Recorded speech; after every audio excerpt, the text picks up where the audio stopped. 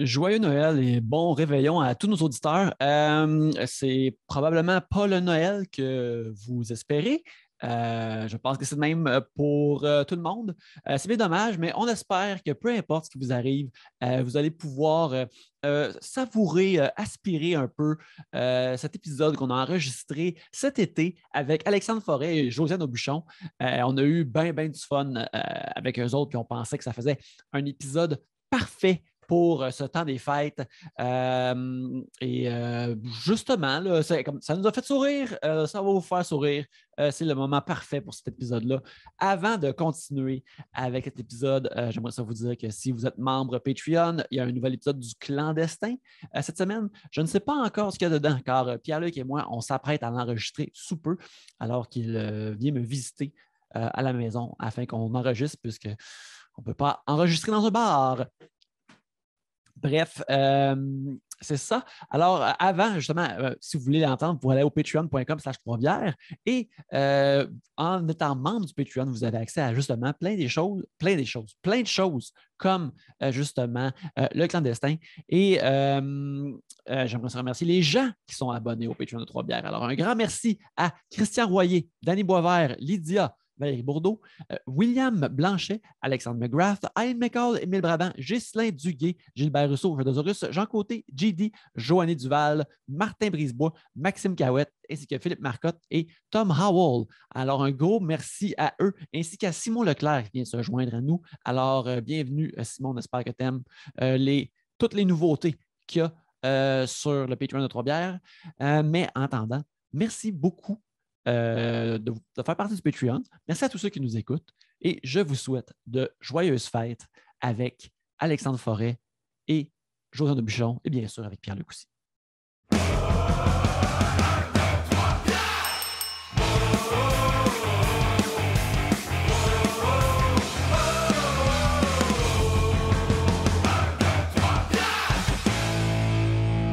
Re-bienvenue à 3 bières, l'émission. On parle des sujets que vous nous envoyez le temps d'une bière. Le fonctionnement est bien simple. Premièrement, dans ce sac ici, il y a des sujets que vous nous avez envoyés. Et quand on en pige un, vous entendez ceci. Lorsque on arrête d'en parler, vous entendez ça là. Ça se passe plusieurs fois. Le temps d'une bière, on en boit 3 et c'est sur 3 bières pour discuter de vos sujets cette semaine. Il y a moi-même, Yannick Belzile. Pierre-Luc. Moi, Josiane Aubuchon.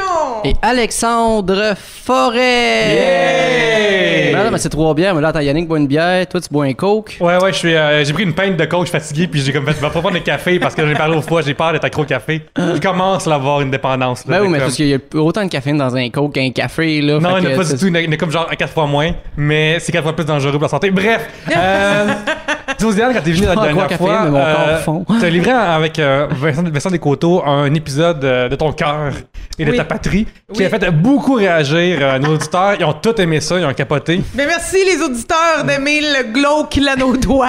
Oui, parce que là, t'es arrivé en disant, là, je vais vous dire quelque chose. Ouais. Alex vient d'anneau d'hier. Oui. On n'en parle pas là-dedans 2 fois. Oui, c'est parce que là, moi, j'ai comme la passion malsaine de l'anneau d'hier. Tout le monde qui est l'anneau doigt, je suis comme... là, je veux tout le temps creuser sur ces sujets-là. Puis là, j'étais comme, oh mon Dieu, c'est Alex. D'un coup, qu'on retombe encore dans les sectes et les cultes religieux. Puis là, je me suis dit, hey, on peut pas continuer à faire ça. On va parler d'autres choses de l'anneau d'hier parce que, tu sais, c'est... Je pense que OD, c'est l'affaire la plus smooth qui s'est passée à l'anneau d'hier. C'est vrai. Il y a tellement d'histoires, tu sais, juste moi que mon père m'a conté qu'apparemment, genre quand il faisait les foins dans le temps de son père, quand son père il s'occupait de la ferme puis il était jeune, il y a un monsieur qui venait les aider l'été, puis à un moment donné, il a disparu, puis ça a l'air que c'était un Hells qui se cachait. C'est sûr, mais il y en a plein. Oui, il y a plein de Hells à Joliette, là, c'est rempli de motards. Je te dis où ce qu'ils sont aussi. Ben voyons donc, toi là. Grand Sainte-Anne, Saint-Norbert, Mont-Hood. Oh! Oui, non. Il y en a là, mais là, c'est quand le rang se transforme. Il y a même non, se passe des affaires. Il y a beaucoup de motards. Ah, il y a des chalets, c'est ça. Oui, exactement. non, mais ça y va par là, là. Moi, des histoires, là, ben, aussi, notre autre point commun, c'est la ferme, l'agriculture. Mais, tu sais, des histoires de, hey, il y a un tel dans son champ de blé d'Inde, il y avait plein de plants de potes, il a reçu une lettre de menace des Hells, tout ça. Pendant une période, c'était commun, là. Fait que, tu sais, vivre, là, avec, quand est-ce que je vais avoir un gun sur la tempe? Je sais ce que ça peut être. Oui. C'est même déjà arrivé, moi, que pendant un party que j'avais comme 14-15 ans, un feu, là, c'est pas un party, ouais. mais que, tu sais, moi, j'étais bien gros sur le thé glacé, tu sais. Pas mal wild, jeune Alexandre. Puis, il y a comme juste du monde du feu qui ont comme catché que pas loin d'où ce qu'on faisait le feu, il y avait un champ de blé d'Inde qui avait probablement du pot dedans. Fait que juste une gang qui est partie avec leur char, avec des ciseaux pis des sacs de vidange pour faire la pièce. Finalement, ils sont revenus bredouilles. Je pense qu'ils étaient juste peut-être trop en alcoolémie ou battés, je sais pas. Mais moi, j'ai le goût de dire tant mieux. Ça aurait pu mal virer. Ben, c'est sûr que ça aurait mal viré. Voyons. Moi, là, les champs de dinde, là, je trouve ça terrorisant. On sait jamais qu'est-ce qu'il y a au centre d'un champ de dinde. Juste quand tu quittes un party avec des ciseaux, déjà là, ça commence pas bien. C'est t'es arrivé au party avec des ciseaux, là. Ouais. Moi, dans le temps, je m'étais fait dire que des fois, les fermiers recevaient des lettres qui disaient Hey, on va pousser du weed dans ton champ. Si tu chiales là-dessus, on crisse le feu à tout. Fuck you. C'est vrai, ça. C'est fou, hein? C'est vrai, c'est pas que les gens te Mais mettons que l'agriculteur dit rien, est-ce qu'il se fait, mettons, slider une coupe de billets pour la contribution ou c'est pas du tout... Ben, ça serait quand même pratique de payer un petit loyer, quelque chose. Ouais, je veux dire, moi, j'ai pas tant l'impression qu'ils s'en font tant donner du loyer que ça. Sûrement pas, en fait. Pas tant, là. Tu sais... je pense que, mettons, donner au prochain, oui. c'est pas tant dans la mentalité là, du bon vieux Else. Fait que j'ai entendu plein d'histoires semblables à celle-là, mais pas souvent que, mais finalement, j'ai fait la pièce grâce à la location de mon terrain. Là, mais je me demande juste, je sais pas si c'est parce que dans le temps, c'était moins contrôle ou quoi que ce soit, mais tu sais, à ce temps, il y a tant des agronomes, tu sais, qui s'en vont prendre des échantillons, checker ne serait-ce que les insectes, c'est quoi les populations là-dedans. J'aimerais juste jaser avec un plus vieil agronome, tu sais, juste... Qui là ou elle a marché dans le champ, puis à un moment donné, il a juste fait comme Wouah! Puis revirer de bord parce que devant lui, c'était une étendue de drogue illégale. Ben, c'est arrivé plus souvent qu'on pense. Moi, j'ai entendu ça, moi, par chez nous. Oh, ouais. Mais je pense que souvent, ça se termine en on fait pas rien. Ok, ouais. La crainte de. Ouais. C'est ça. Dans le même temps, je pense qu'il y avait la police, je pense, qui promenait comme en avion des fois pour voir les terrains. Comme les hélicoptères, il y en a encore. Ouais. Il y en a encore des fois, puis on se dit, ça doit être ça. Check. Fait que, tu sais, dans le fond, si t'es le fermier, c'est quelqu'un comme moi qui cogne chez vous, qui dit, hey, juste te dire, ta salle de bain à l'étage, là, c'est à moi. Puis genre, si il bloque la toilette, c'est pas son problème à lui. La police débarque chez vous, puis c'est hey, qu'est-ce que c'est ça ta toilette chez vous? Il y a du crack chez vous. Là. Peut-être. Quelque chose de similaire. Mais en même temps aussi, c'est quand même une bonne population à aller chercher pour moi qu'il fasse quoi que ce soit. Parce que je veux dire, ils n'ont déjà tellement ses bras, là. C'est vrai. Tu sais, s'ils perdent 10 livres dans le silage, il est juste comme, ben, gars, moi encore là, aujourd'hui, faut que je treffe. Après ça, faut que j'aille réparer telle affaire. Faut que je fasse ci, faut que je fasse ça. À travers ça, faut que je mange. Ouais, fait que les Hells Angels et le weed devient le moindre des soucis. Exactement. Les bons vieux agriculteurs qui sont occupés. C'est comme un gars, bon, une autre affaire à gérer. Là, moi, j'ai un tracteur qui pète tout le temps, puis je suis capable d'avoir 4x4 dessus. Là. Moi, je vais ça en premier, on verra après. Puis en plus, on s'entend que le blé d'Inde, je veux dire, une fois que c'est parti, c'est parti. Oui, exact. T'attends un battage, là. Fait que t'as plein d'autres affaires à gérer. Tu te laisses aller, puis tu te dis, coudon, il y a un peu d'illégalité dans mon champ. C'est tout. Tu sais, t'as d'autres affaires à faire. Ouais, c'est ça. De toute façon, je suis au moins arrivé à ça, étant donné que c'est légal aussi, là. Exactement. Je pense pas qu'ils font pousser du meth maintenant. C'est encore drôle. Le meth, ça se cache dans les champs de soya. Oh! Oui, c'est très, très, très bas. Non, c'est ça, là. C'est super visible. C'est ça. Mais c'est touti, un plan de meth. Un plan de meth, c'est touti. C'est minuscule. Mais le meth bio, là. Mais oui. Pas celui de Breaking Bad. Non. Le bon vieux meth bio, l'anneau doigt. Le bon vieux meth de grand-maman, là. Ben oui, celui dont on a tous besoin. Exact, celui qui se mange avec la mélasse. Voilà. Du meth solidaire, oui, ça. C'est ça. Ça rend mieux. Ben, c'est du meth local. C'est ça. Voilà. J'aime le local. Le meth bleu, hein, c'est ça qu'on doit encourager. Voilà. Exactement. Toi, ton anecdote préférée reliée à l'anaudière, c'est quoi pour toi? Oupalaï, mon anecdote préférée de Je l'anaudière. sens qu'on va l'échapper encore sur l'anaudière. Là, il va partir sur quelque chose, puis là, je vais dire « Ouais, la fois que tu t'es planté aux chutes Mont-à-Peine! » Puis là, on va parler de ça. Hey, ben justement, les chutes Mont-à-Peine, tu sais, deux affaires des chutes Mont-à-Peine. Moi, les chutes Mont-à-Peine, c'est parce que, tu sais... Ça y est, c'est parti. Non, mais c'est juste qu'on mise en constitution, tu sais, c'est des chutes, sont super belles, vous pouvez aller faire du hiking là-bas. Par exemple, bon, je vais revenir après à cette situation-là, mais juste, fun fact par rapport à ça, l'émission Les Belles Histoires des Pays d'en haut, là, des années 60, c'est les chutes Mont-à-Peine qu'il y a dans le générique. C'est ça, là. Oui. Regarde. Mais tout le monde est convaincu parce que les chutes Mont-à-Peine, c'est à Saint-Jean-de-Mata. Non, c'est au milieu de Sainte-Mélanie, Saint-Jean-de-Mata, puis pas loin plus tard, tu vas voir les chutes des Dalles qui est de Sainte-Béatrix. C'est vrai. Fait que si tu veux rentrer plus rapidement, pas croiser le monde, passe par Sainte-Mélanie parce que tout le monde pense que c'est Saint-Jean-de-Mata. Fait que tu croises pas de touristes de Montréal qui sont fatigants. Maudit le monde de Montréal. Je passe toujours par Sainte-Mélanie quand je vais. Oui, tu fais bien. Elle connaît ça, elle, là. Puis moi, j'aime toujours ça. J'ai tout le temps allé. Même chaque année, les fêtes de la famille, j'allais toujours au chute Montapen. Puis je voyais tout le temps du monde qui se baignait, tu sais, là-dedans. Puis moi, j'étais comme, hey, il fait chaud, j'aimerais tout ça. Puis ma mère disait, fais pas ça, tu vas mourir, Alexandre. Puis j'étais comme, voyons donc. Puis quelques années plus tard, parce que c'est comme j'étais très jeune, finalement, j'ai été témoin d'une mort des chutes Montapen. Non, t'as vu une mort? Genre témoin, genre aux nouvelles, là, je l'ai pas vu le gars se pitcher. Je pensais que t'étais là. Non. Non, mais c'est. À un moment donné, moi, j'ai vu là, un avion forcé dans 2 World Center. Là. J'en revenais pas là, à TV. Là, mais... Ok, à TV. Ouais, là, c'est ça. À un moment donné, j'ai vu un gars dans une fusée arrêter une météorite. C'est à TV.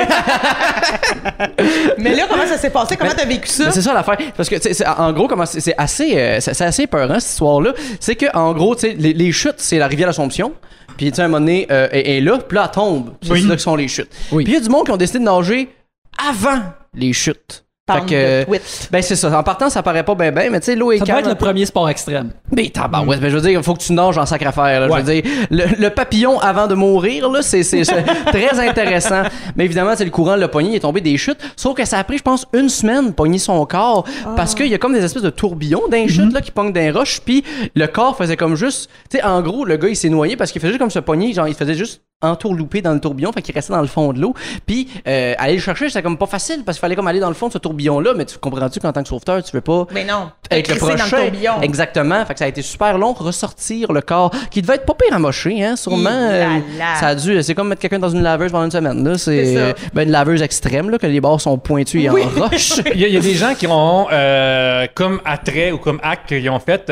Ils sont mis dans des tonneaux puis ils sont pitchés en bas des chutes Niagara. C'est vrai. Ça? Oui. Est-ce que les chutes Montapen ont aussi la même historique ou une chose de ce genre-là? Ben, impossible parce que c'est juste des roches. Fait que genre, tu sais, les chutes du Niagara, c'est une grosse chute qui tombe comme dans une baie en bas. Tandis que les chutes Montapen, c'est juste, c'est de l'eau qui te fait sur une roche, qui fait sur une autre roche, qui fait sur une roche. C'est une cascade. Exact. C'est des super belles chutes, par exemple, à cause de ça. Puis même d'ailleurs, l'année passée, tu sais, quand il y a eu, tout le monde s'est pitché aux chutes de Rawdon, là, pour se baigner, puis que ça fourrait dans le bois, puis tout ça. Puis ils ont fallu qu'ils bloquent l'accès à là.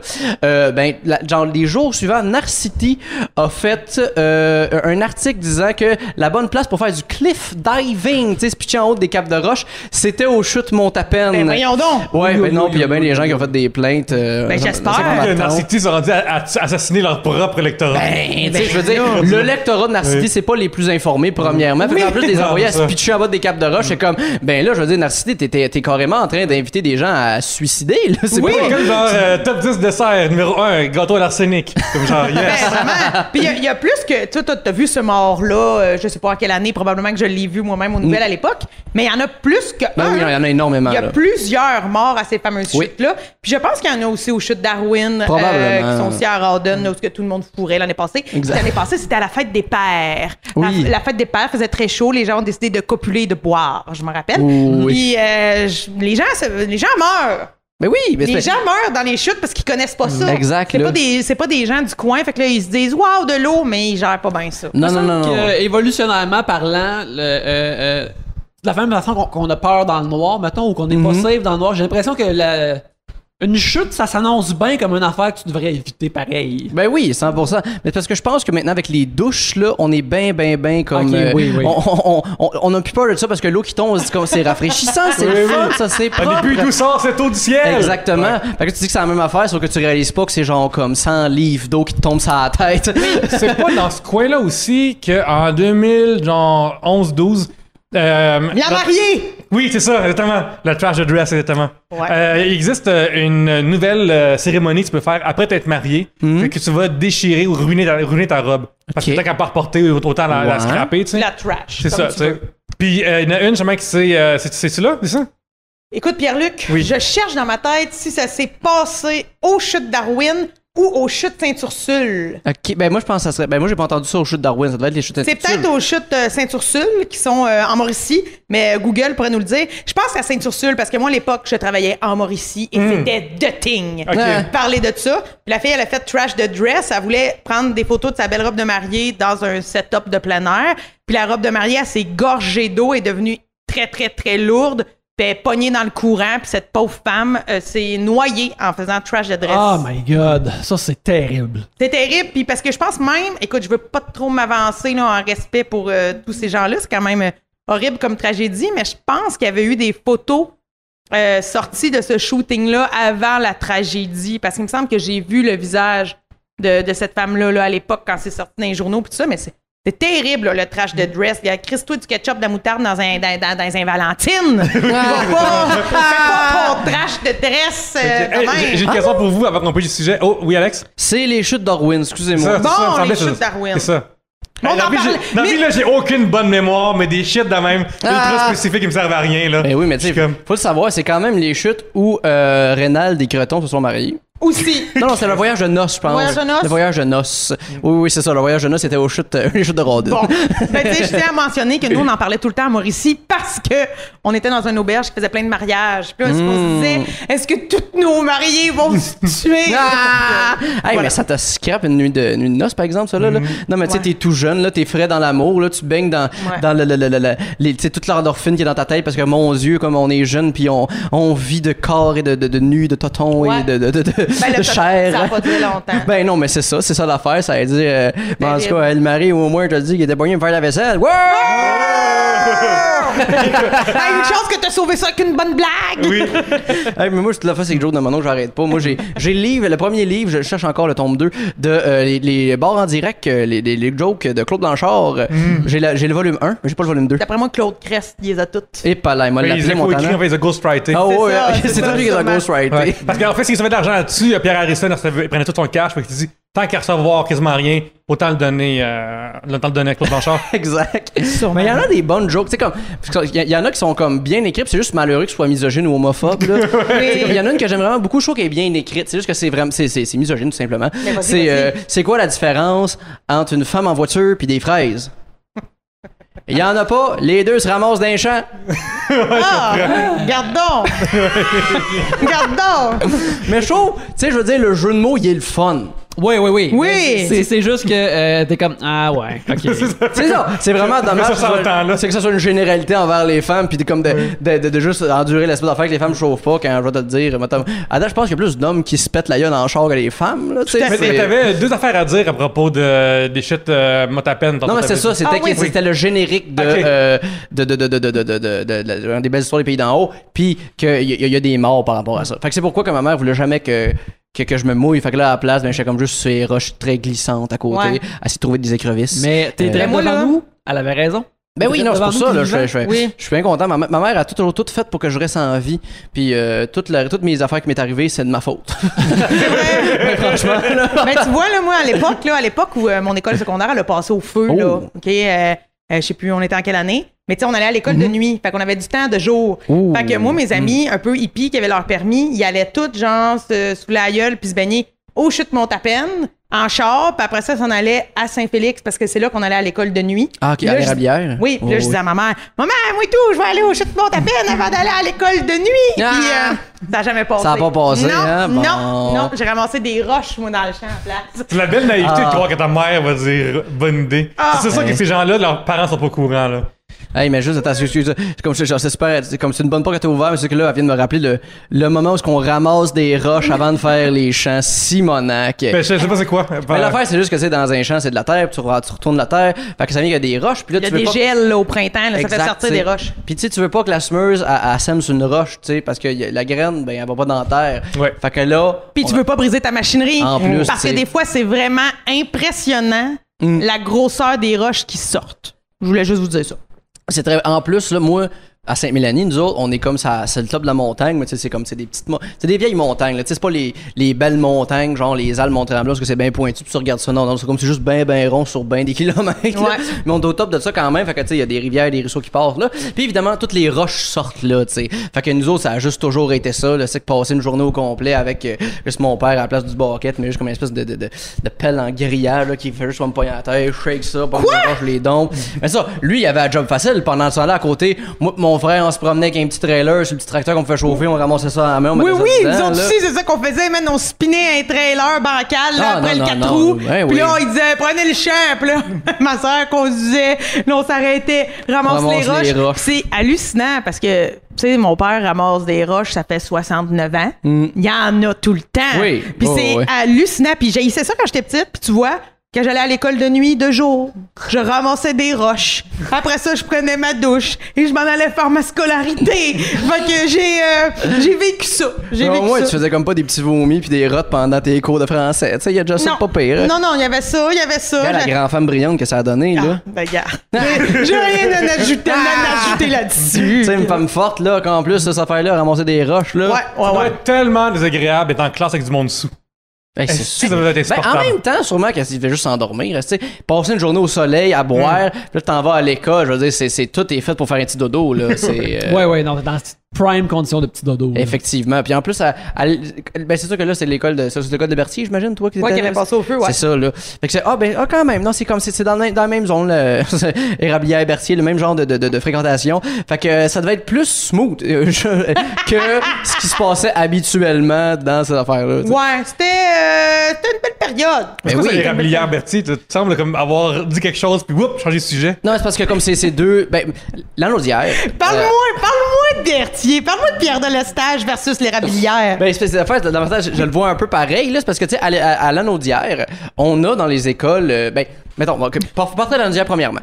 Hey, on est encore dans. Oui, là. Mais c'est parce que, tu sais, mettons, l'Anaudière, c'est très, très pauvre. Puis, surtout, c'est que c'est quand même assez distancié. Fait que les gens, comme vont tout. Faut que tout. Tu sais, mettons, donner une idée, moi, ça allait quand même bien. Tu sais, mes parents, c'est classe moyenne, mais tu sais, ils pouvaient nous acheter des souliers, des affaires-là, puis on n'avait pas de problème.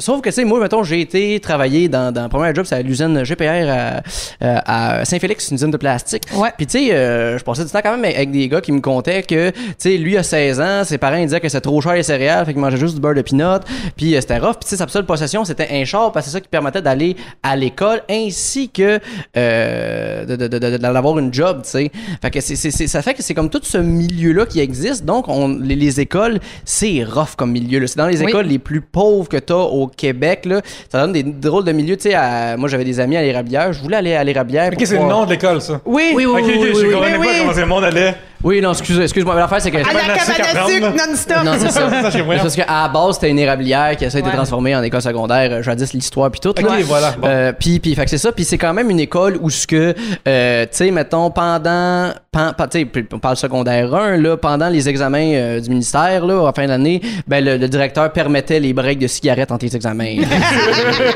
c'est rough, là, c'est rough comme endroit. Puis tu sais, justement, des adolescentes enceintes, ces affaires-là, ça arrive dans ce coin-là. Mais je tiens à préciser que je trouve que l'Érablière, c'est bien plus trash que Pierre de Lestage. Ah ouais? Ouais. Ben ça se peut en même temps, je ne sais pas. Là, ouais, je trouve que oui, pour avoir vécu les deux. Ouais. Moi, je trouve que... Qu'est-ce qui est plus trash à l'Érablière? Ben tout ça, tout ce qu'Alex raconte, à Berthier, on n'était pas dans ce niveau-là. Là. Pas dans ce niveau-là. Mais ce qui aide pas l'Érablière, là.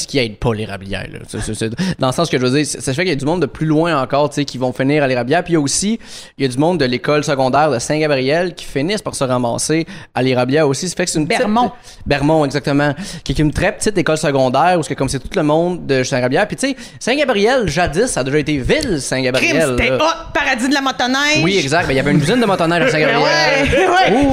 Il y avait la plage qui était folle dans la tête. Exact. Mais c'est quoi qui a tout scrappé ça que leur beach party, là? Hey, je vais vous conter de quoi de drôle. Ok, je veux. Okay. Excité, là. Non, mais là, c'est une parenthèse dans l'affaire, là. On reviendra aux écoles.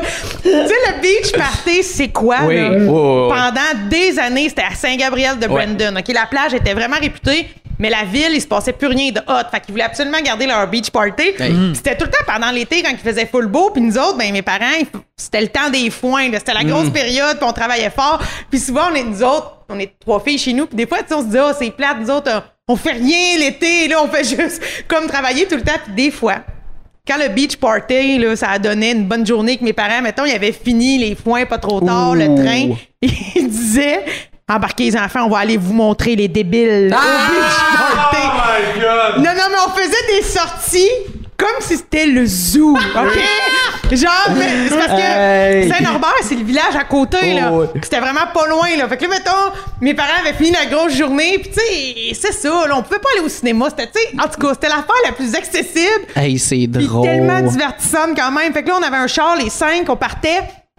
Puis là, mes parents, ils nous amenaient, puis là, ils faisaient le tour de la plage. Puis c'est parce que même si tu pouvais pas te rendre à la plage, la ville était bondée de monde. Ben oui. Puis là, on y allait le soir, là, le temps que mes parents finissent la traite, puis tout. Fait que le monde était sous, partout dans les rues. On voyait du monde en cul.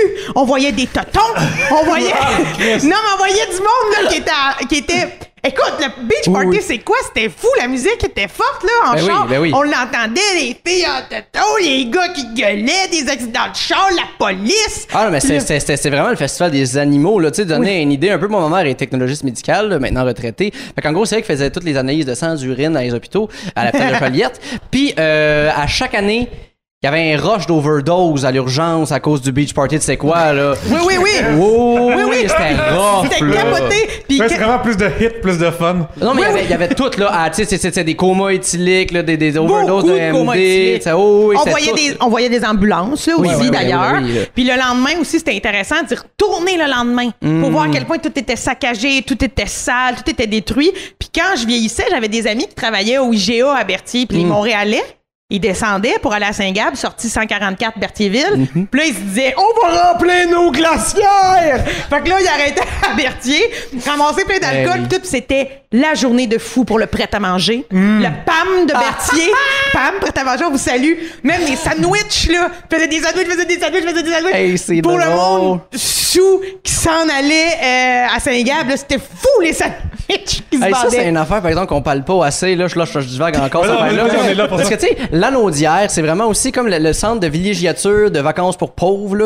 Ben oui. Parce que, tu sais, honnêtement, c'est super beau, vraiment. Oui, c'est l'Anaudière. magnifique, C'est je tiens à super mentionner. beau. C'est vraiment un bel endroit. Moi, j'adore ça. Puis, tu sais, c'est juste que c'est moins prisé que, mettons, que les Laurentides, parce que les Laurentides, c'est les grandes montagnes, quoi que ce soit. Ouais, les Laurentides sont frais chier aussi. Non, oui. Oh, oui, mais ça, c'est les riches fatigants, tu sais, de Beaubriand, qui vont se ramasser. Regarde. Fait que tu vas tranquille, faire du camping, faire de la pêche, tu t'en vas, au lac Noir, Exact. à Saint-Jean-de-Mata, ou à La rivière Waro, là, il y a des beaux. Je vous le dis à vous autres. C'est beau, c'est vrai que c'est beau, ça. C'est là. beau. Mais c'est juste qu'il y a quand même des camps de chasse de spécial. Puis, tu sais, moi, je travaillais au métro Saint-Jean-Mata, tu sais, qui suivait la 131. Oui, c'est ça, là. Ben, tu sais, à 158, là, à Vire, puis là, à Pont-Joliette, puis là, elle passe par Saint-Félix. Oui, le petit métro, là. C'est ça. Mais c'est ça, tu sais, que ça passe en Saint-Félix, ça se rend à Saint-Jean-Mata. Je travaillais à ce métro-là. Fait que, tu sais, c'est tout le monde qui arrivait de la 40, qui arrivait là. Puis là, ils remplissaient la glacière, pognaient les chips, pognaient les hot dogs, pognaient ça là. Puis t'en avais du drôle de monde qui arrivait de ce monde-là. Mais tu sais, c'est juste, tu sais, autant qu'on avait le monde qui était Party! Yes, sir! Mata! Oui, les ancêtres de Yessa Miller. Oui, direct ça. Yes, sir, Captain Night Joe! Mais tu sais, les gars qui arrivaient debout sur un Jeep Wrangler. Oui! Je le vois dans ma tête! Exact. Ça, c'est genre festus de Simpson. Là. Oui, c'est vrai de ça, mais tu sais, pour après ça, aller être sous sur une chaloupe au lac à Saint-Jean-de-Mata. Mais t'avais ça en même temps. Puis t'avais le monde, tu sais, qui était à bout de Montréal. Puis là, il arrivait ici. Puis il était à bout d'ici aussi. Fait que, tu sais. Tu sors de la ville parce que la crise de paix. Puis tu te ramasses entouré, genre, de monde qui veulent juste se torcher dans la rue. Là. Mais vraiment, je me souviens toujours. On dirait que ça m'a tellement marqué parce que j'avais de la misère à catcher un peu cette affaire-là. Parce que moi je suis fier là, de ma petite région. Puis je trouve ça beau. Là. Puis c'est pour vrai, Saint-Jean-de-Mata, Sainte-Béatrix. Là, tu regardes ça, c'est beau. C'est dans les montagnes, c'est le fun. Il y a vraiment des super belles places. C'est juste que les gens les connaissent pas. Exact. Tu sais, Lac aux Français, là, Saint-Marcelin, c'est beau, ça, là. Bref. Puis là, moi, je suis là en train de faire ma job d'emballeur. Fait que je fais mes sourires pour m'en mettre 2 piastres, tu sais, pour aller porter les affaires au char. Puis je me souviens juste, il y a une madame à un moment donné, là, qui était à bout, là, mais à bout, là. Puis elle était comme, je trouve pas de la guacamole. Comment? Je trouve pas de la guacamole. Elle trouve pas de la guacamole. Puis là, j'étais comme, je sais pas comment dire ça, madame, mais je pense qu'on n'a pas de guacamole. C'est pas ton bout de l'épicerie non plus. Non, tout était la fin. Là, exact. Moi, je suis emballeur. Là, fait que, tu sais, moi, je peux te dire la bière, la liqueur, puis après ça, je peux t'amener ça à ton char, mais ça, tout le reste, là. Non, je savais était où les châtaignes d'eau, par exemple. Ça, je savais c'était où, ça, première rangée. Mais bref, tu sais, fait que ça fait qu'elle était à bout.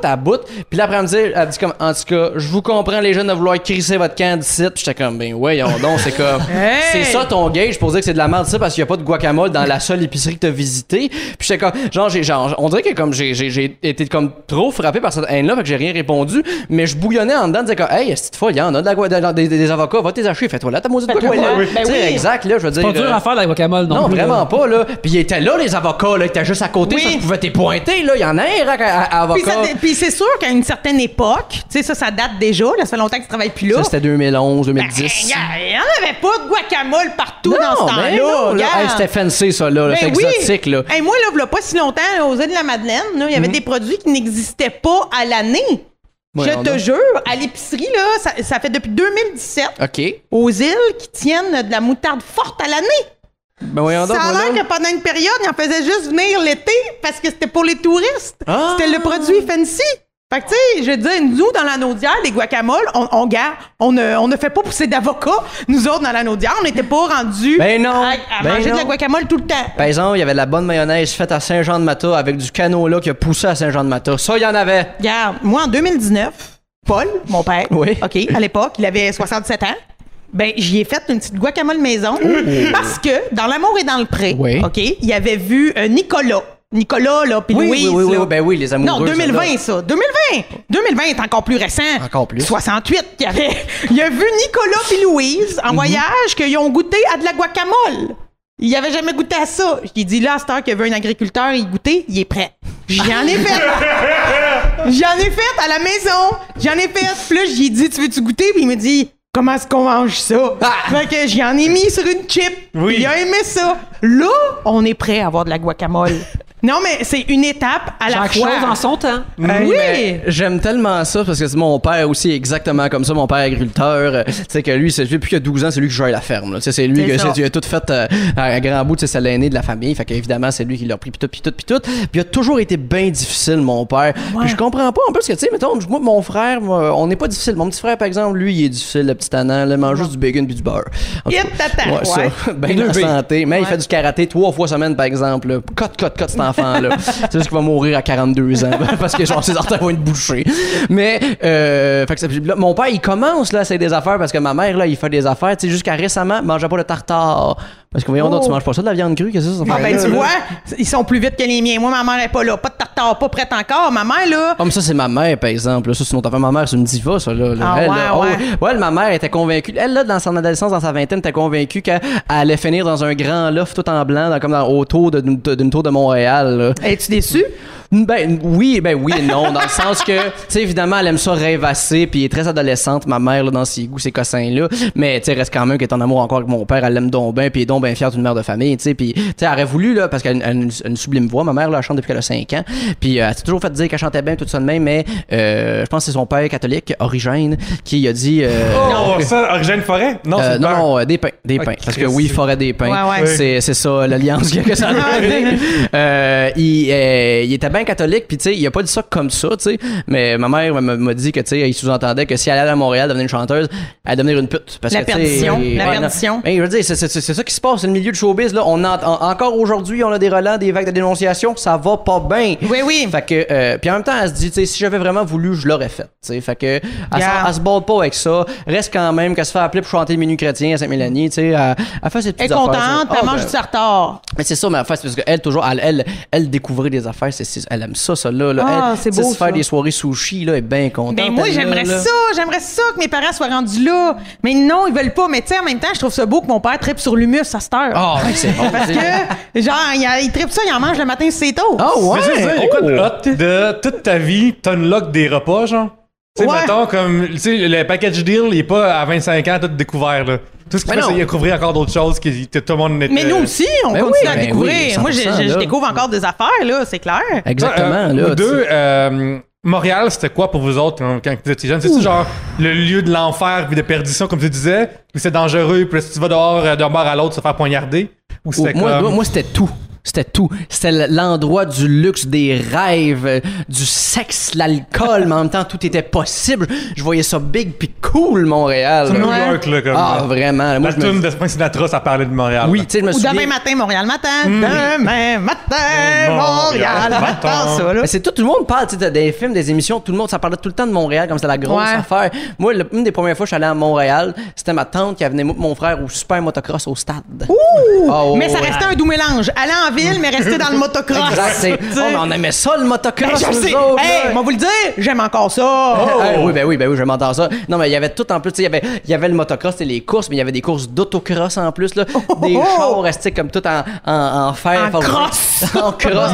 Mais c'est ce que ça faisait des steps de motocross en char, mais c'était une course. Mais entre ça, il y avait des jumps de freestyle. Puis là, mon frère, en plus, on suivait ça à cette époque-là. Fait que Ben Milo était là. Puis là, ça, c'était un bon. Ben Milo, c'est vrai, je me rappelle de ce nom-là. Oui, pour ça, tout le temps RDS. Oui, Babu devait l'aimer. Ah, oui, Babu, je pense qu'il était de même avec. On les a fait tous. C'est quoi déjà en plus? C'est. Mon frère, il trippait bien gros. Ça a été longtemps son hotmail. C'était genre comme ça. Il y avait son nom, c'était JPR, Jean-Philippe, quelque chose, ou Jean-Sébastien. En tout cas, il était. Instar. Mais c'est la grosse affaire parce qu'à son équipe était Honda. Puis là, un moment donné, il est parti avec Yamaha. Puis là, ça pétait tout le temps. Et ça pétait tout le temps. Et là, ça marchait plus. Ben non, pas entre Honda, ça suivait jamais de problème. C'était tout le temps bien gros. Puis en plus, quand il a passé du 250F au 450F, parce que tu sais, un 250F, c'était 2 temps. Lui, il est passé au 4 temps. Plus lourd, c'est plus lourd. Puis là, ça marchait pas. Jump moins. Oui, là. Mais à un moment donné, après ça, ils ont tous passé sur le 4 temps. Je sais pas pourquoi. Bon, dire, là, ce milieu-là. Mais là, vous avez décroché du cross. Non. J'aimerais. Je suis moins à jour, là. Je check plus les courses, là. On s'enregistrait, là, sur Belle Express Vue, tout. Ouais. Mais là, à cette heure, c'est juste. Genre, on a moins, mais. Mettons, tu me donnes un motocross, là, on va avoir du fun. Je comprends. Moi, toi, en général, un moteur, ça me. Ça, du skidoo, là, ça sera jamais pas le fun. Ben, je sais.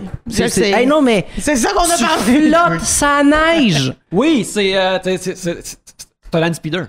Oui, exactement! Non, mais tu sais, tu vis le rêve de nos ancêtres. T'sais, avant, eux autres, ils étaient avec les gros. Tu sais, il y avait les gros skis de fond, là, avec de la peau de phoque dessus pour pas c'était de la merde, ça! Mais imagine eux autres, comment ils banderaient à avoir un skidoo, là. Je le sais. Mais moi, gars, on te le dit, j'aime encore plus quasiment le 4 roues que tu enlèves les roues puis tu mets tes chenilles. Oh, mais par exemple, ça dépend pas de faire ça là. Oui, mais ça, c'est un beau feeling. C'est quelque chose. Ça, c'est un beau feeling. Tu te dis, hey, je rentabilise mon 4 roues puis, man, j'ai 2 véhicules maintenant. Exact. Mais on en a des chenilles. C'est comme un petit 5 qui va sur la neige. Oui, mais par exemple, dans Folle, là, faut pas que tu perdes ton élan. C'est juste ça. Non, c'est vrai. Hey, des fois, ça tire, mon gars. C'est hot. C'est hot. Regarde, là, je parle comme un cousin, comme mes cousins. Si ça tire, tu pars, là, ça te fluffy chaque bord, là. Puis là, t'es genre, j'aime bien ça. Mais des fois, j'aime ça prendre un vieux Honda 300 4 roues, là, genre, avec rien, mes vieilles roues. Puis là, je me dis, m'en va me perdre dans la neige, m'en va me pogner. Là, j'aime ça être en maudit. Des fois, j'aime ça être en maudit, de me planter. J'étais en plein milieu du champ. Là, j'ai pas mon winch. J'ai pas mon winch. Fait que là, je suis genre, je me trouve une pelle. Puis là, j'essaye de me sortir. Ça des fois, là, mes parents, ils me voient, là, puis ils disent, ça n'a pas assez de misère dans la vie. Elle s'en va sans faire. C'est pas de problème, là. Ouais, des fois, j'ai besoin de ça. Je passe trop bien, faut que je me fasse pour quelque chose. Mais je pense, mais toi, dernières années de secondaire, c'était le seul sport que je faisais, c'était me pogner en skidoo puis me dépogner. Ben oui. Parce qu'on avait un GTX 550 skidoo, mais avec un long track. Fait que là, le vendeur disait, vous allez être bon dans la poudreuse. Mais l'affaire, c'est qu'un skidoo de poudreuse, le devant est plus haut. Mais pas le scandique, ça c'est fait pour de la traîne, là. Ouais. Fait que lui, aussitôt que t'arrêtais un peu, là, ça se bourrait de main. Ça faisait là, je me dépognais, mais tu sais, après ça s'enlignait puis ça de main. Mais je pense que j'avais tellement de fun à faire ça, là. À arriver là, faire oh shit, là, après ça, avec mes mains pognées, avoir chaud dans le soupe de neige. Même affaire. Puis je me gâtais en plus, là. Je mettais un One Piece, un vieux One Piece qui traînait dans le garde-robe de ça chez mes parents, là. Fait que là, j'étais bien chaud, là. J'avais du fun, là. Et que c'était le fun. Ça, là, c'est la vraie vie, ça, les enfants. Oui. Pas comme ça, les jeunes, vous autres, ça. Brûler du gaz, puis le pays. Non, mais eux autres, ça se promenait avec leur Converse, ça se stick à Montréal avec leur beau manteau, là. C'est ça, Montréal. Bon, pas toi, tu viens de l'Abitibi. Oui. mais moi, c'était ça, là, pour répondre à ta question. Montréal, c'était tout ce que j'étais pas. Ce qu'on voyait à la TV, c'était le magazine Cool. Le magazine Cool, il était fait dans le Montréal, mais il y avait beaucoup la partie de la perdition. Ouais. Parce que moi, j'avais des cousines à Montréal qui, très jeunes, ont dormi sur le trottoir pour s'acheter des billets pour les Backstreet Boys. Ah ouais. Ça, là, mes parents parlaient de ça chez nous, puis c'était terrible. Puis encore aujourd'hui, moi, je trouve ça terrible. Ben oui, mais fais pas ça. Je n'aurais pas laissé mes enfants faire ça, puis tout ça, puis mes cousines ont pris des chemins différents dans la vie. Puis que là, pour moi, tout ça était comme, mon Dieu, que c'est trash. Puis quand je suis allée à la ronde for the first time of my life. Oui, ça, c'est quelque chose. Dans mon été entre ma 5e et ma 6e année. Pas Beauce Carnaval, là. On est rendu ailleurs, là. Oui. Puis moi, j'ai toujours trippé Beauce Carnaval. Fait que là, j'étais allée à la ronde avec une petite amie du village. Là. Mes parents m'ont pas amené là. Mais j'en ai déjà parlé en spectacle, là, mais ça l'a donné que moi, la première fois que j'ai été menstruée, c'était à la ronde. Ouais, grosse confidence. Mais c'est parce que moi, je connaissais juste les manèges de Beauce Carnaval. Puis en tout cas, pour faire une histoire courte, j'ai pris le Cobra début de journée. C'est comme une selle de Bessic, puis il te passe de quoi par-dessus toi, puis là, ça claque. Puis là, ça m'a fait mal à Punani, OK? Ça m'a fait mal, OK? Puis là, le manège est parti, puis j'étais comme, oh mon Dieu, il est malade, mon Dieu, il est malade, Mais genre, je suis entre ma 5e et ma 6e, là, OK? Pauvre enfant. J'ai genre 11 ans. Puis là, je pars dans le manège, puis le Cobra, ça spin, puis là, moi, je fais juste tenir l'affaire en me disant, mais ça va te défoncer. Genre, je me disais ça.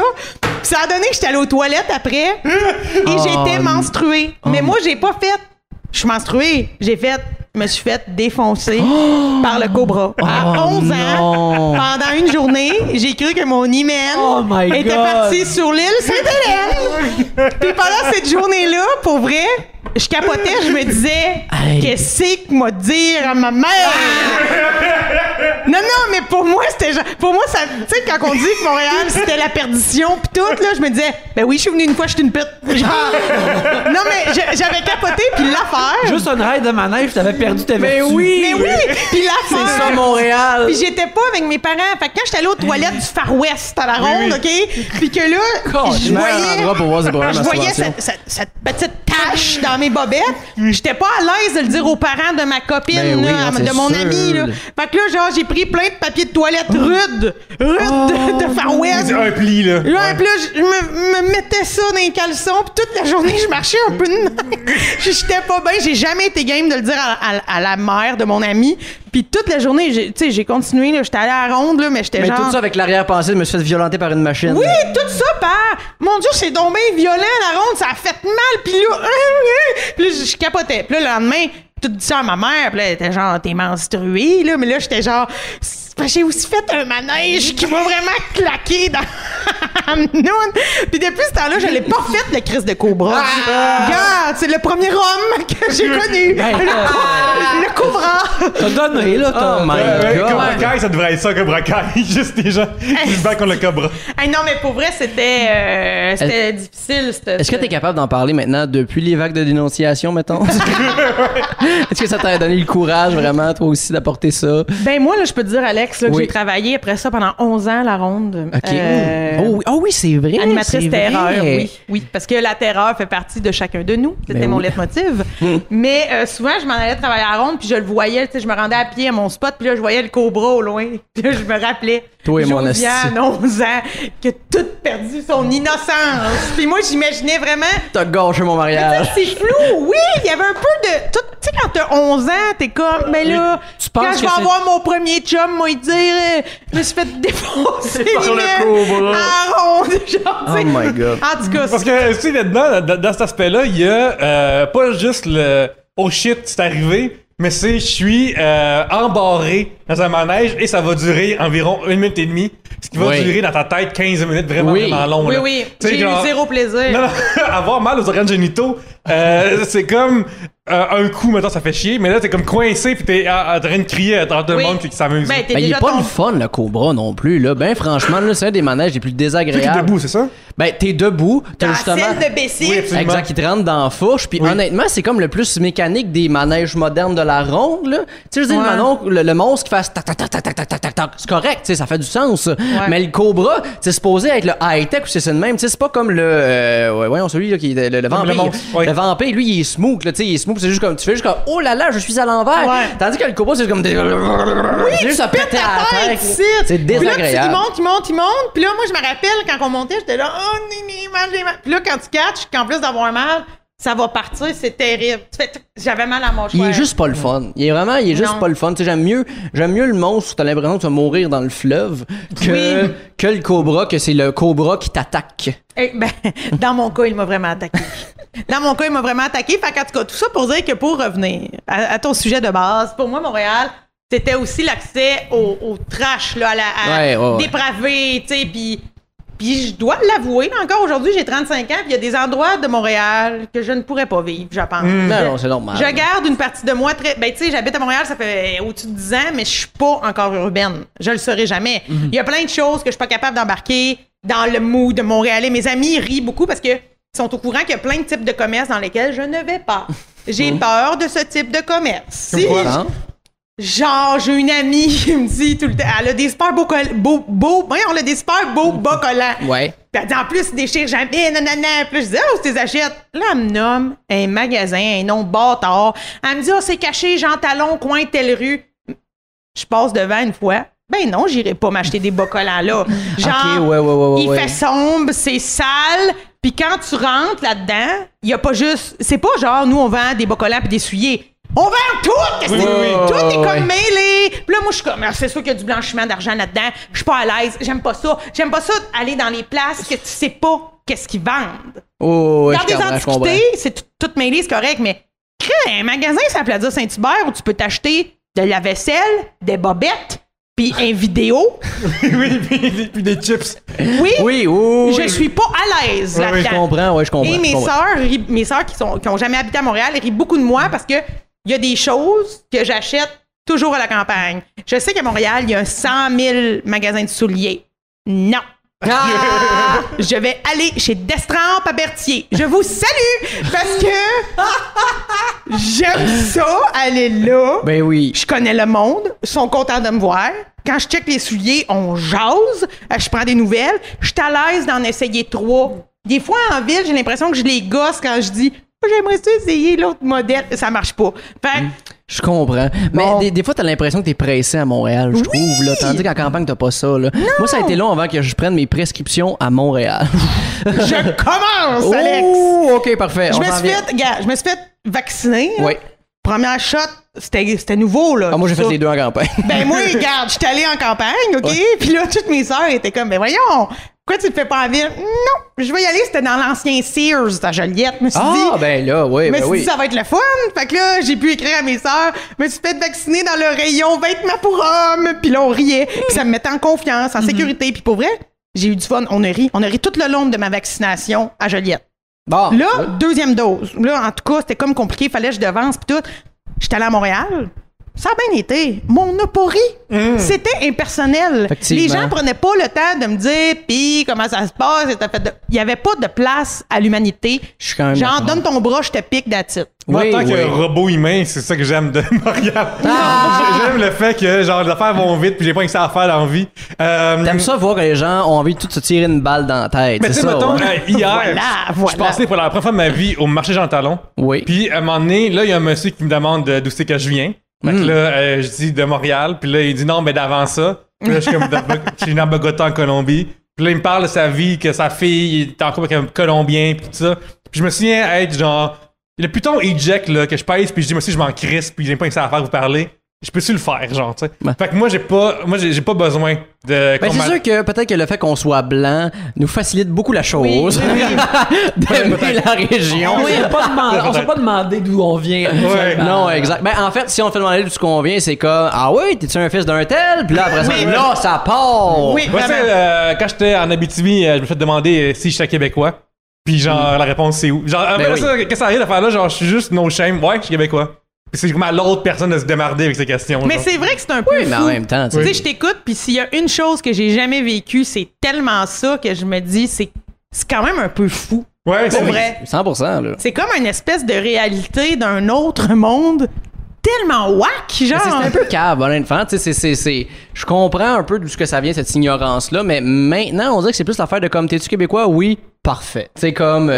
Tu sais, on dirait qu'il n'y a pas d'autres questions à poser. De la même manière que, tu sais, quand je fais mon crowdwork au Brouhaha, tu sais, chaque fois que quelqu'un a un accent européen, je fais comme, j'entends un petit accent européen, d'où venez-vous? Fait que là, après ça, ils me disent d'où est-ce qu'ils viennent. Mais tu sais, s'ils me disent que ça fait 7 ans qu'ils habitent à Montréal, je fais comme, OK, laisse faire, t'es québécois. Tu sais, je veux dire, comme. Non, mais tu sais, je veux dire, ça fait 7 ans qu'il est ici, là. Il est pas en colonie de vacances parce qu'il est au HEC, là. Il a fait sa place, il a choisi ici, puis il est bien ici, là, un moment donné. C'est qui Louise Deschâtelet? Exactement, tu sais, là. Oui, il y a du monde sur l'île de Montréal, ils parlent juste anglais, que savent pas c'est qui Louise Deschâtelet, là. Ça, par exemple, ça me fait capoter. Il y avait ça aussi dans ma définition de Montréal. Dans ma tête, c'était cosmopolite. C'était plein de langues, puis c'était aussi de l'anglais partout, tout le temps. Moi avec. Puis honnêtement, il y en a quand même beaucoup dans certaines places. Puis ça me fait toujours buzzer. Que tu habites à Montréal, Tu parles pas français. tu parles pas français, je suis toujours Mais ça, étonnée. je me pose la question parce que je me dis, d'une certaine part, c'est dommage pour eux de pas connaître la culture qui est à côté de chez elle, puis ça fait en sorte que, tu sais, mettons, une de mes ex qui me contait qu'elle est allée voir Jean Leloup pendant les francophonies avec une de ses amies qui était employée avec elle, puis elle allait voir Jean Leloup, puis t'es comme, oh my god, c'est tellement français de faire ça, genre, mais comme francophone de Montréal, tu sais. C'est un peu plate de comme pas triper, tu sais, aller voir Jean Leloup gratis, c'est le fun, tu sais. Elle a pas ce petit hype-là, mais je me demande en même temps si c'est pas un peu de notre faute d'être comme tellement too much cette affaire-là, puis de chialer sur eux autres, de comme pas les intégrer par rapport à tout ça. Moi, je pense qu'il y a beaucoup de ça. Moi, en travaillant dans les jeux vidéo, j'ai travaillé beaucoup avec des anglophones, puis tu sais, il y a du monde qui vient de l'extérieur de la province, il y a du monde qui ont toujours resté, mettons, à Montréal ou en banlieue de Montréal, puis sincèrement, il y a du monde qui se sentent pas, mettons, la bienvenue dans la culture québécoise parce qu'ils sont originalement anglophones. Puis des fois, faut juste que tu leur montres des affaires, mais tu sais, souvent je faisais ça avec mes amis comme je leur parlais, mettons, c'est niaiseux, mais je leur parlais, mettons, de lancer compte. Ou des humoristes d'ici ou des affaires comme ça. Puis il y a des affaires qui se traduisaient, des affaires qui voyageaient. Tu sais, l'humour, justement, ça c'est un bon pont. Oui. Les conventions de stand-up sont les mêmes en anglais et en français. Au pire, il manque des référents, mais il comprend qu'on va rire de telle affaire. Exact, ça marche. Mais reste qu'en même temps, quand tu vas voir une soirée d'humour à Montréal, les chances que même si t'es anglophone, je pense que tu vas catcher tout qu'est-ce qui se passe. Tu sais, comme mettons, j'avais écouté Conan O'Brien avait animé le gala de la NFL. Comme c'est Conan, j'avais regardé. Puis genre, même si je comprenais pas les gens, je comprenais OK, il veut dire ça là, il est là quand il joue, tu sais. Je peux comprendre pareil, même si... Moi, j'avais été étonnée, là, il y a quelques années, il y avait eu un numéro de Urbania qui avait été fait sur je pense, la francisation, la français, la langue, là, en affaire de même. Puis, en tout cas, je m'étais retrouvée à être citée là-dedans parce qu'ils ont interviewé des nouveaux arrivants. Oui, c'est vrai. Puis, il y avait un gars qui s'appelle Marcus, en tout cas, qui... Écoute, moi, j'ai connu ce gars-là parce que je le voyais souvent dans mes salles de spectacle, OK, je sais même pas exactement il vient d'où, je me souviens pas, là, ça fait quand même une couple d'années, mais lui, il avait raconté dans le Urbania que de venir voir Josiane Aubuchon en spectacle, ça lui avait permis de mieux comprendre c'est malade. C'est quoi le Québec, mais il disait une partie du Québec dont on n'entend pas souvent parler, mais qui existe. Parce que moi, je parle beaucoup de campagne, de terroir. Il dit, tu sais, j'ai appris plein d'affaires grâce à elle, ma langue. Puis, écoute, ça m'avait tellement touché. C'est sûr. Tu sais, quand tu fais de l'humour, tu dis, bof, tout le monde s'en colle. C'était Josiane Aubuchon. Mais ça m'avait vraiment touché. Puis j'étais comme, wow, quel beau pont. Si j'y avais écrit, puis j'étais comme, mais mon Dieu, je suis donc bien émue que, tu sais, que t'aies dit ça. Tu sais, puis là, il m'avait nommé plein d'affaires à l'époque. Tu sais, ne serait-ce, c'est cave, là, mais ne serait-ce qu'il me dit, tu disais tellement souvent, mettons, les filles de Caleb, qui dit qu'à un moment donné, je suis allée voir, et puis là, j'ai su, puis c'est quand même un truc qui a beaucoup passé ici. Fait que, tu sais, c'est vrai. Bref, tout ça pour dire que c'était un beau pont. Non, mais c'est vraiment parfait, tu sais, puis ça aide énormément. Puis c'est ça qui fait, tu sais, l'humour sert un peu à ça aussi. Tu sais, c'est un des derniers lieux de rencontre qui existent en même temps où ce que, il y a de quoi démocratique où ce que tout le monde se met d'accord sur une affaire en même temps. Tu sais, c'est là que quand le rire est déclenché. Même, tu sais, c'était Thomas Wiesel qui dit que quand il s'en va dans un autre pays faire un show, notamment au Québec, tu sais, il va écouter de l'humour de la place où il s'en va pour avoir une espèce de crash course rapide sur la culture, même sur l'actualité, pour après ça faire ses numbers. Tu sais, il était venu au Brouhaha pré-pandémie, puis il avait fait une joke qui disait, puis là c'est 100% Thomas Wiesel, là, fait que tous les crédits vont à Monsieur Wiesel, que je vous invite à aller liker, puis c'est un excellent humoriste. Tu sais, la joke c'était, tu sais, à cause de l'éco-anxiété puis de la crise climatique, il y a des gens qui se posent la question de, tu sais, est-ce que avoir des enfants c'est une bonne chose? Parce que techniquement, avoir des enfants c'est polluant. Parce qu'on pourrait dire c'est que Guy Turcotte, il n'y a pas toutes les qualités, mais il est bon pour l'environnement. Tu sais, c'est une grosse joke, vraiment. Tu sais, c'est une rough, mais en même temps, Chris, faut que tu comprennes quand même le contexte pour être capable de faire cette joke-là. Là. Tout à fait. Fait qu'il faut pas oublier ça. Fait que, mais vite de même, je sais qu'on a des auditeurs anglophones. Qui nous écoutent pour apprendre le français, puis je suis comme... ils ont pris tout un podcast avec moi dedans, là. C'est peut-être... c'est un bon... Dans l'autre audio de Radio-Can, tout le monde parle sur le même accent, vraiment clair. Mais si on avait quelque chose qu'on trouve, quelque chose de culturel, d'un produit culturel québécois qu'on pourrait recommander à une personne anglophone qui écoute ça peut-être d'ailleurs, puis qui peut trouver sur Internet, ou juste une affaire qu'on aime, qu'on pense que voici quelque chose qui qui est fait ici que peut-être que vous aimeriez ou qui vous ferait voir un peu c'est quoi ici? Avez-vous une suggestion? Avez-vous un Moi, j'ai deux réponses, mettons. Mettons pour de quoi comprendre un peu plus Québec maintenant, puis je pense que ça peut plaire à tout le monde. Série noire. On s'entend que, je veux dire, quelle bonne série télé, tellement bien écrite, puis en même temps qui va autant avoir beaucoup de liens avec le cinéma qu'on connaît tous, puis comment que ça a un peu rapport au Québec, comment qu'on l'a perçu, tu sais, de manière très, très jeune, très notre génération. Puis en plus de faire beaucoup de clins d'œil à comment le star système québécois fonctionne, donc je pense que c'est genre... C'est niaiseux, qu'est-ce que je veux dire, mais c'est cool aussi que c'est une série tournée l'hiver. Oui. Fait que ça donne vraiment un plus. Il n'y a pas beaucoup de séries tournées l'hiver, mais tu sais, c'est le fun. Ici, c'est crissement l'hiver. Ça donne un plus-value vraiment. Je sais pas que les Anglos connaissent pas l'hiver, là, mais c'est juste que côté, c'est quoi le Québec? Ben, il y a ça dedans. Ben oui, c'est super pertinent parce que c'est vrai qu'en même temps, il y a beaucoup le côté très... C'est quoi vivre l'hiver comme Québécois, puis c'est quoi notre rapport par rapport à ça, tu sais. Parce qu'ils en parlent jamais, en plus que c'est l'hiver, mais ça l'est. Mais ça l'est, ouais. Puis sinon, autre affaire, par exemple, si tu veux aller deep down, là, tu vas être contente, là, le temps d'une paix. Le temps d'une paix. Le temps d'une paix. Asti que c'est tout le temps bon. le temps d'une paix pour toi. C'est bon, le temps d'une paix. Moi, j'en reviens pas à quel point je me suis privé de ça. C'est tout sur YouTube gratis. Je le sais, Alex. Je sais que j'en ai parlé dans le dernier épisode, là, mais c'est bon. Mais c'est bon. Mais tu vois, moi, là, mettons que je fais une suggestion. Bon, je vais le dire, là, écoutez les filles de Caleb pour plein de raisons. Pour plein de raisons, mais j'y vais avec une suggestion vraiment autre. OK. Vraiment autre, qui est peut-être pas tant voici notre culture, mais je pense que c'est quelque chose qui nous a beaucoup marqué, puis qui est facile à saisir, donc rassembleur pour passer un bon moment. Ma maison Rona. Non. Doloraclip. Moi, j'ai le goût de dire Doloraclip, c'est les premiers balbutiements grand public de Louis-José Hood, qui est vraiment une grande star de l'humour. C'était vraiment drôle. Puis, mine de rien, c'est visuel. Parce que Louis-José nous disait « Checkez bien dans le tel vidéoclip, c'est drôle. » Fait que tout le monde peut passer un moment agréable, même si on connaissait pas les artistes. Puis, on en a découvert plein. Ça fait aussi un voyage du Québec des années 80 parce qu'il sort des petits bijoux de genre Michel Rivard qui est encore super accessible aujourd'hui. Fait que moi, je dirais que Doloraclip, moi, ça m'a vraiment marqué dans ma vie, cette émission-là. Je pense que ça a marqué plein de gens de ma génération. Puis c'est facile, accessible. Musique Plus, même, ça l'a beaucoup... tu sais, ça a été marquant là, quand c'est arrivé ici, suite à Much Music ici. Fait qu'ils pourraient faire un beau lien avec ça, nos amis anglo. C'est vraiment vraiment une excellente suggestion. Comme je retire mes réponses et je prends celle de Josiane. Yeah! Bravo! Bon, OK, parfait. On a des bonnes affaires, les Wi-Fi. On va travailler ça hors d'onde, par exemple, parce qu'on a de la misère. Moi, je vais suggérer de quoi qui est pas tant sur Internet, mais une activité culturelle. Allez voir de la lutte québécoise. Allez voir, même si c'est québécois, on va voir la québécoise. La LDDC, la descente du coude dans Schlaga, ou au Fouf Battle War. Ce sont des... la LDDC est en français. Battle War, c'est en bilingue. Fait que t'as les deux aussi. Mais ça permet aussi de voir c'est qui les méchants au Québec. Tu sais, genre, si tu vas, mettons, la IWS, elle est 100% anglaise. Fait que... En ce moment, mettons, il y a des méchants que ces deux personnes, je pense, sont noires. Puis c'est des méchants que le groupe s'appelle le Black Québécois. Puis ils ont le logo du Bloc québécois. Puis c'est très derrière. Le Québec, c'est nous autres aussi. Fait que, genre, mais tu sais, là, c'est un petit peu touché, là. Mais sinon, la LDDC puis la Battle War, ce qui est fun, c'est qu'à partir de Battle War, les histoires se suivent super. Fait que si tu t'accroches, tu reviens, puis ton téléroman, il se passe devant tes yeux.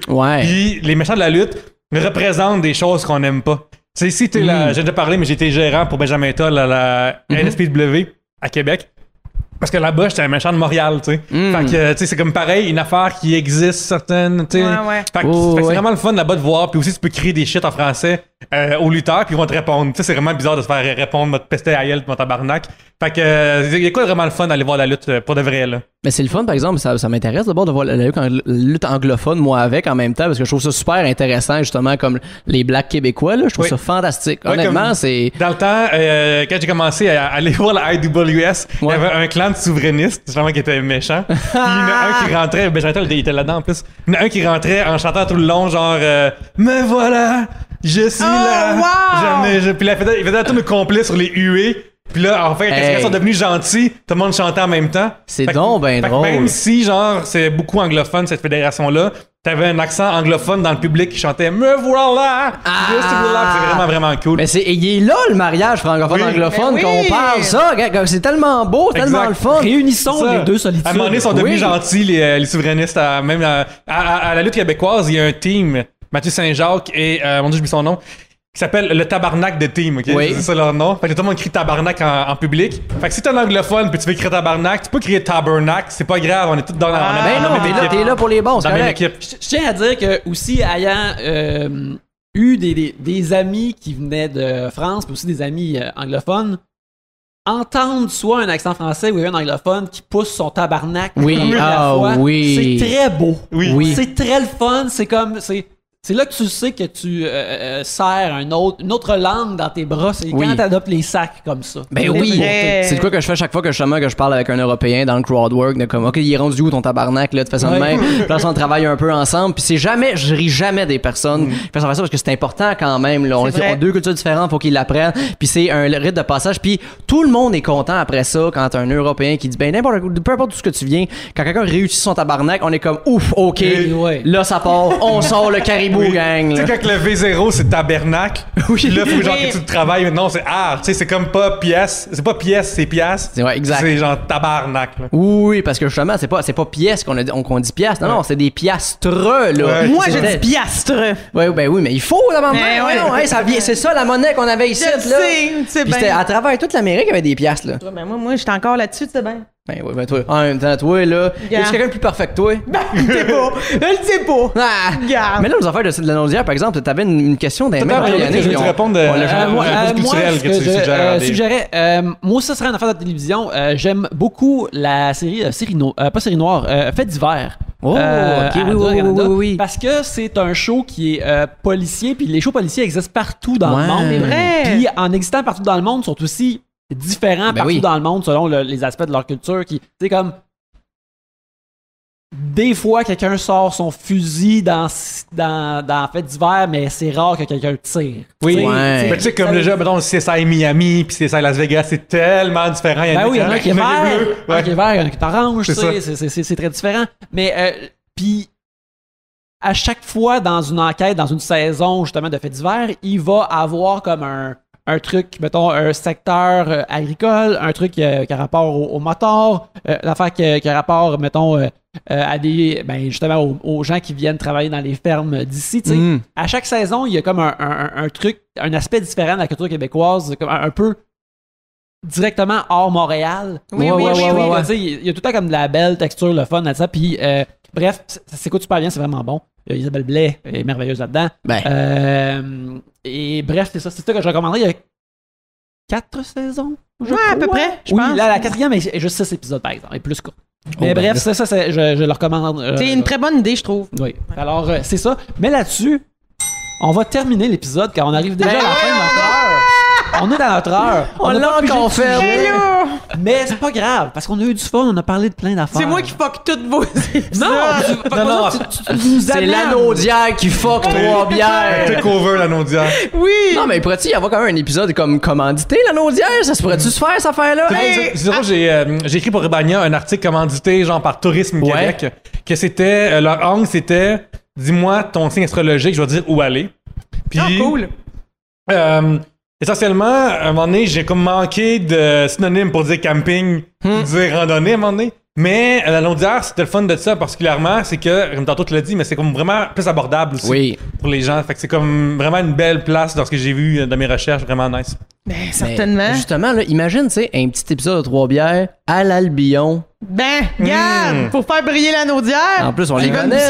On les connaît. Est-ce qu'on fait ça sur la terrasse ou à l'intérieur? Ah, ça, c'est vous après ça, c'est votre podcast, là. Nous autres, moi, je gère pas ça, les températures intérieures-extérieures, là. Moi, vous me dites où, puis je suis là. Exact, effectivement, là. Parce que c'est vous les maîtres, nous autres, nous sommes que de saints. On va tout faire visiter, on va dire où est-ce qu'on a vomi sur la place Bourget.